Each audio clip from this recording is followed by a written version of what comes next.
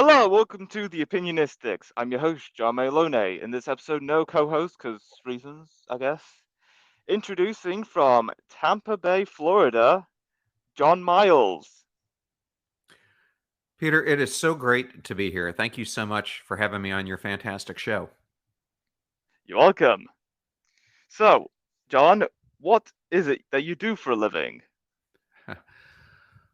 Well, over the years, I've had many different work identities. At one point, I was a naval officer. At another point, I was a partner in a big four consulting firm. At another point, I was a senior executive in big four enterprises.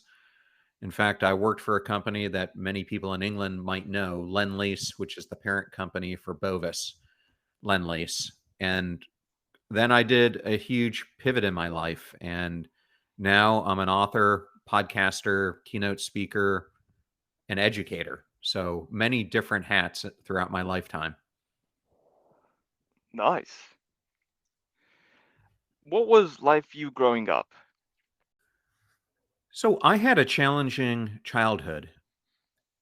And that childhood was a normal childhood until I was 5 years old.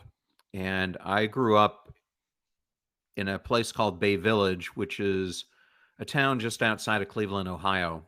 And my house was on a cul de sac where all the kids would gather and we would play different games growing up. And one fateful afternoon, when I was 5 years old, we were playing tag on the side of our house. And anyone who's played tag understands that as you play the game, it tends to get more lively and a lot of unexpected things happen. And that's exactly what happened on this day. I was running to avoid a tag of one of the other kids. And when he pushed me from behind, that coupled with the momentum of me running away from him propelled me in the air and it launched me through my basement window. And luckily, I don't remember much from the incident because I blacked out. But when I woke up in the hospital the next morning, I understood even at a young age my life had completely changed, not just because of the bandages that were around my head or the 80 stitches that I'd gotten or the tube that was sticking out of my head trying to relieve pressure, but I knew the body I was living in was forever altered. And what ended up happening from that is I developed a whole bunch of abnormalities that made me different from everyone else. I developed an auditory processing disorder, migraines, I had hearing issues, I had sight issues, and some of the worst impacting things were speech impediments, memory issues, and the mispronunciation and misuse of words. So suddenly I went from being this normal kid to being the kid who not only was different, but was getting bullied and teased and ridiculed. And for me, where for most youngsters, school is this place of discovery, for me, it became my own prison that I had such a strong disdain for. But through that, I was lucky along the way that instead of going to the normal English class because of my speech issues, I started going to see a speech therapist every single day whose name was Ruth. And at first, I really resisted wanting to go to see her. But over time, I realized that she was really someone in my corner, a support group. And in addition to helping me speak better, she really taught me to believe in myself and to not let the inner critic inside of me govern how I was going to live my life, but that I could recover from these ailments, build a resilient mindset, and take charge of my recovery process. And I learned so many things from that at a young age of how to overcome adversity that it has really been a long-standing foundation to how I've lived my entire life. Yeah, okay. I can. I'm not sure, to be honest. but I definitely understand the struggles you have been through throughout your life, and I respect your bravery and courage for that. Well, thank you. And it's not something I've really been talking about until recently. I was interviewing Jim Quick, who some of your listeners may know, and Jim and I were talking about his backstory. And he had described himself as the boy with a broken brain. And as he was describing what he went through, I stopped him and said, Jim, I might be one of the few people on earth who 100% understands exactly what you were going through and the bullying and hazing and ridicule that you faced. I've had the same thing in my life. So now I think it's important to share this because I'm sure other people have gone through maybe not the same thing, but similar things. Yes, absolutely. Everyone it is understandable everyone has gone through those kinds of experiences, and it is important to raise awareness of that. So eventually, there's someone to talk to and find ways to deal with these kinds of problems, so we could enjoy lives as we know it. Yeah, absolutely. Because I think it's so important for us to realize a lot of people say that life is short. I believe life is finite, and we have a choice to make in how we live it. I think Sharon Salzberg, the famous author and meditation teacher, said it best. There's no commodity that we can take with us. There's only our lives, and whether we live them wisely or whether we live them in ignorance, and that's everything. And I think she's so right. Yes, she sure is. Out of all the jobs and opportunities you have done throughout your life, which one of them do you enjoy doing most of? So, Peter, it's interesting. I think when I was growing up as a kid, it's not I think, I know I had this vision in my head of wanting to be a professional athlete or wanting to be this hero who, whether it was doing special agent type of work or being in the military, was taking down the bad guys, whatever it may have been.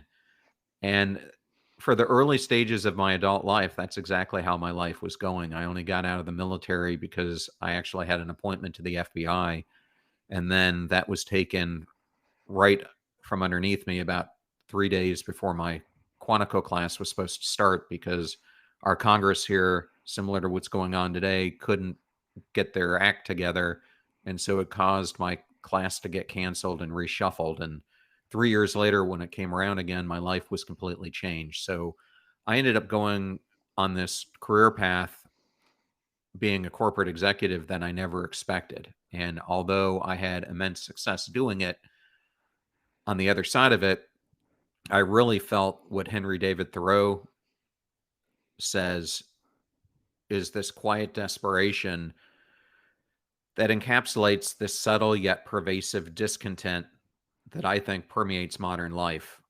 This relentless cycle of chasing after promotions, ticking off tasks, and amassing material wealth. Yet in this, I found myself in despair, really. And so, this path that I'm on now is really the most fulfilling one that I've found myself living. And it's fulfilling because everything I find myself doing is with the end goal of helping others to live lives that truly matter and that hold true significance in the world. So that would be my answer.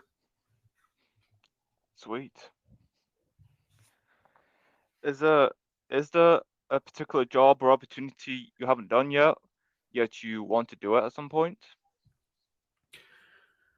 So right now I'm spending a lot of time doing two things. The first is I'm really trying to get myself back into A-level keynote speaking shape. When I was an executive at these big companies, I did a ton of keynote speaking, and I was fortunate to even grace the stage doing a keynote at Salesforce's Dreamforce conference, where I got to speak in front of almost 50,000 people. Oracle World conference as well. But I was talking about my job. I was talking about the proper use of data or how digital transformation was going to change the world. But now my speeches are a lot more personal. So there's a really big alteration in how you approach it, from speaking about your job to speaking about your personal experiences. So I've just done my first keynote in a while, and I'm really excited to do more. And the other thing I'm really working on is I wrote a book that came out in February of this year called Passion Struck, and it has 12 powerful principles to unlock your purpose and ignite your most intentional life. And on the back of that, I want to create the Passion Struck University, which will consist of a bunch of online courses that people can take that really tie back to these principles. Sweet. That's pretty cool. Yeah, thank you. You're welcome. Where has been the furthest you traveled to from where you were originally from? Well, I think that would have to be Australia or New Zealand. And I remember when I was working for Lendlease, Lendlease is headquartered in Australia. And so we found the cheapest thing for us to do from an air travel standpoint was to fly around the world. And so we would start in the US and then fly to London, spend time in Europe throughout the different locations we had. And then I would hop on a plane in London and do that long, long flight from London to Sydney with a stopover either in, at the time, Thailand or Malaysia or Singapore. I think they now have the capability to do it straight, but that's probably the farthest I've gone. But I did that trip probably 15, 16 times. Okay, that's cool. I'd like to go to Australia someday. It is a magical place. I absolutely loved it. To me, Sydney is kind of like combining San Francisco and San Diego into one location. And to me, it was just fantastic because the Australians work hard, but they play harder. And it was really an enjoying time to be there and to be able to experience the beach life, but also the mountains that are not far away either, and wine country and other areas of that great country. Yeah, absolutely. I can see that eventually. If you have to choose between skydiving, bungee jumping, or scuba diving, which one would you choose? Well, I've done two out of the three. I haven't done bungee jumping, and it's not on my bucket list. I think my favorite is scuba diving because I just feel when you're down there, you're in an alternate universe. And to me, it's so breathtaking to see what aquatic life looks like. And it just shows you a completely different world and gives you appreciation for the world that we're living in. And I think one of the things that people don't understand is we often think that it's the trees that are around us that are our biggest sources of our atmosphere and our air quality and things like that. But it's actually the oceans and the waters throughout the world that do the biggest cleaning of carbon. And so keeping this ecosystem pure is essential to life as we know it. So I really enjoy scuba diving. Yeah, I'd say the same, because there's so much more to explore underwater than you would explore on land.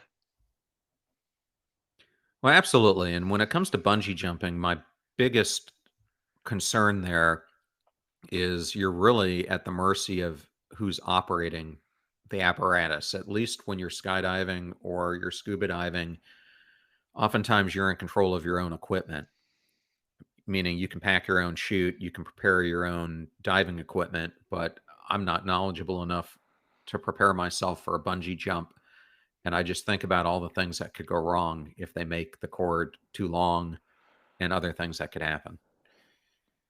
Yeah, absolutely. There's so much wrong that could happen. What kind of music do you often listen to? Man, my musical taste is all over the place. I guess I grew up. listening to a lot of the great bands that came out of England. My parents were huge fans of the Beatles and the Rolling Stones and the Who. And I grew up at the height of alternative rock. So I loved groups like the Smiths, Joy Division, New Order, uh, I mean, The Cure, to name a few. And since then, I've really developed a wide range of musical tastes. I still love alternative music. I love 90s alternative. I have gone to many country concerts. Oftentimes during the day, I listen to Baroque music because it's really good for your concentration. I love people like Frank Sinatra and all the singers from that age. So I don't have one area. I have many. And recently, I've been spending a lot of time listening to Irish music. Okay, that's nice.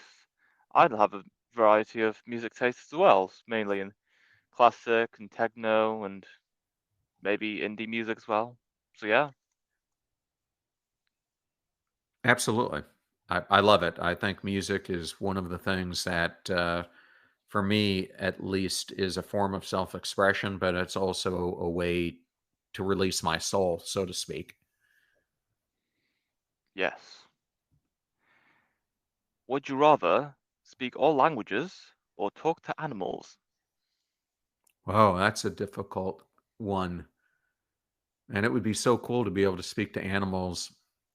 I have a dog sitting about 5 feet away from me, and although I think I can read his mind, it would be so interesting to hear what he would have to say to me. All that being said, I think part of the communication issues that we have today is that we revolve around our own languages and not the languages and customs of other people across the planet. So to me, if I could be versed in all the languages of the world, I think it would allow me to have a more profound ability to share my message of hope and helping people realize that it is possible to create their ideal life. Yes, indeed. Where do you see yourself 20 years from now? Well, when I look in the future, I see myself hopefully still writing books and trying to have an impact on others. I feel if you look at people in the blue zones and centurions and what causes them to have such long, fulfilling lives, it's really learning how to balance your longevity with having a strong health span along with it. So I'm trying to do everything I can right now from that perspective to make sure that I'm healthy and able to have as long and productive a life as I possibly can and continuing to do the things I love and to be around the people that I love. Yes, absolutely. What items do you carry with you every day? Well, I hate to admit it, but think we all find ourselves these days carrying around our smartphone. I work from home, so I can't say that there's a lot I carry with me all the time, but it typically is my wallet, my smartphone, and my keys when I'm out. Everyone carries these things around, so Yes. it's not a surprise. So it's understandable, of course.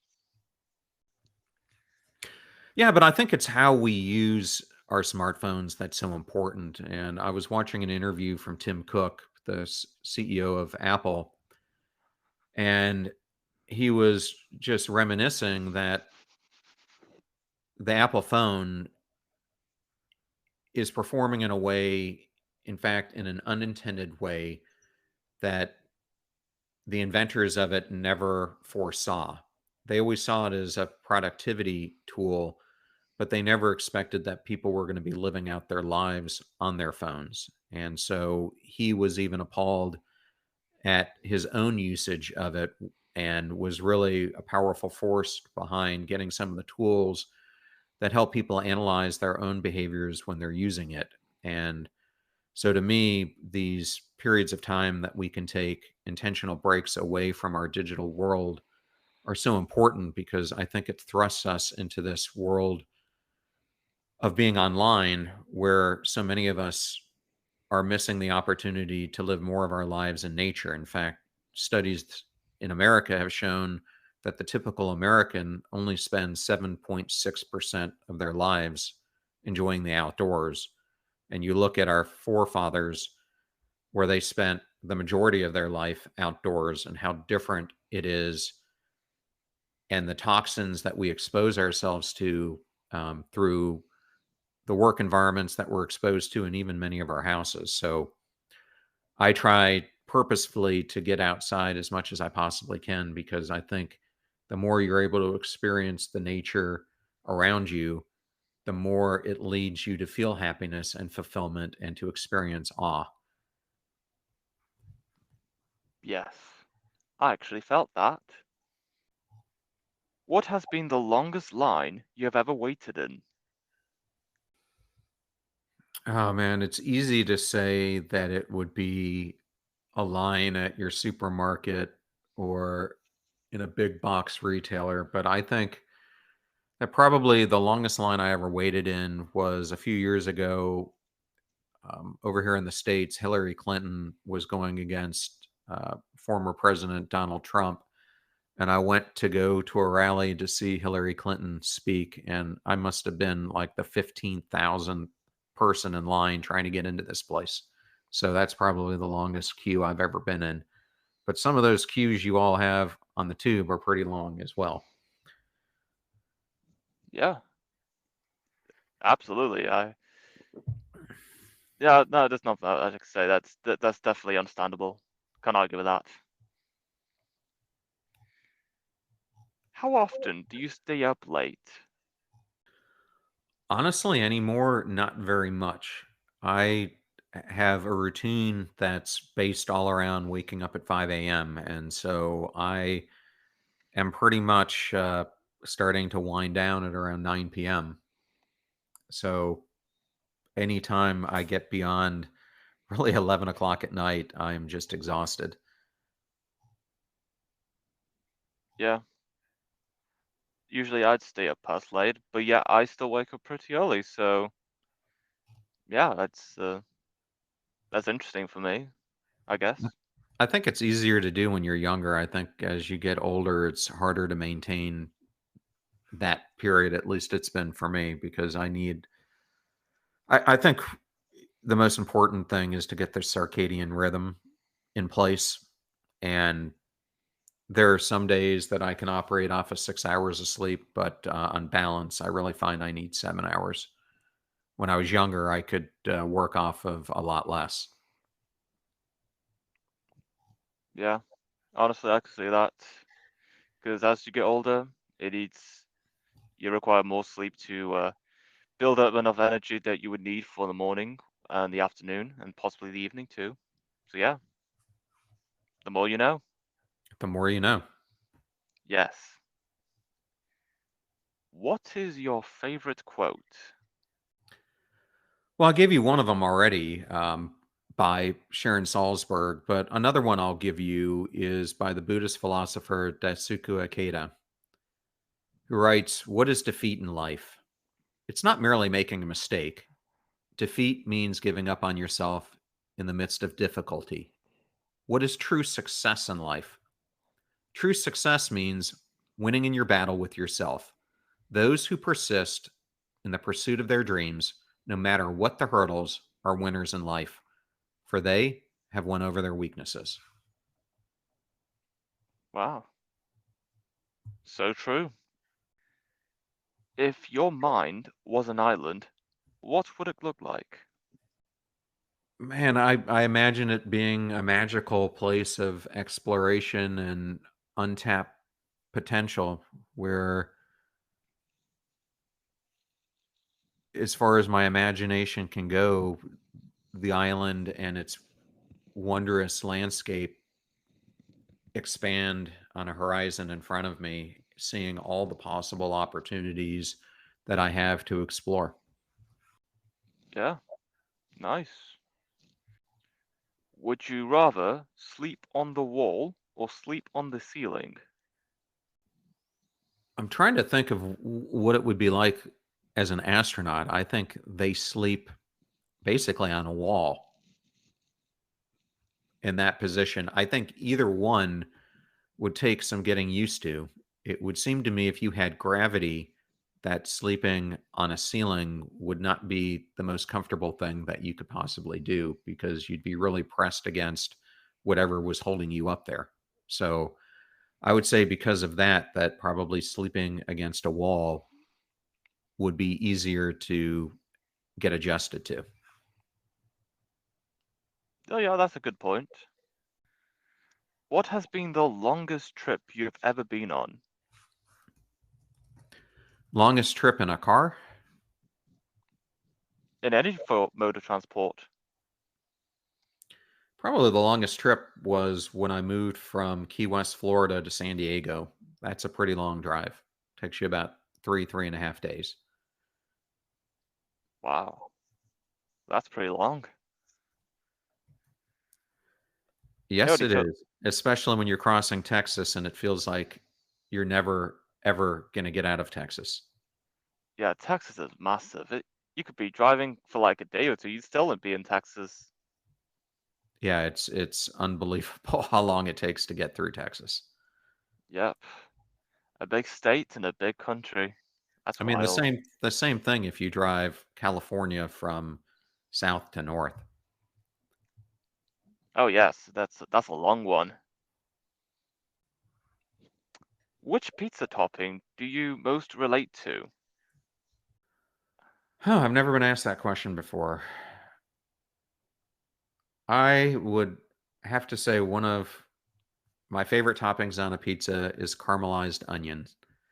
And I like it because to me, it reminds me of kind of life because a raw onion is kind of like our birth.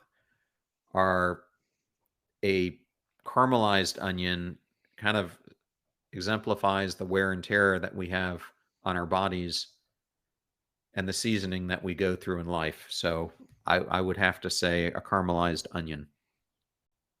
Interesting. I had never heard of caramelized onion before in any context, honestly. They're great on if you're eating a bratwurst or a hot dog or a hamburger. Fantastic. Huh. Intriguing. I might have to try that someday if I get the chance. And that is the episode. It was great having you on, John. Talking about wow, so many things. It honestly, it's been amazing. Well, I'm so honored to be here and so thankful that I could talk to your audience. And I just wanted to say my own podcast is popular in the UK and Ireland. So I'm just so thankful for all the listeners who are out there that tune into it. And I am so thankful that it's hopefully making a positive impact in their lives if they listen to it. Yes, absolutely. It's fantastic. And until next time, stay opinionated.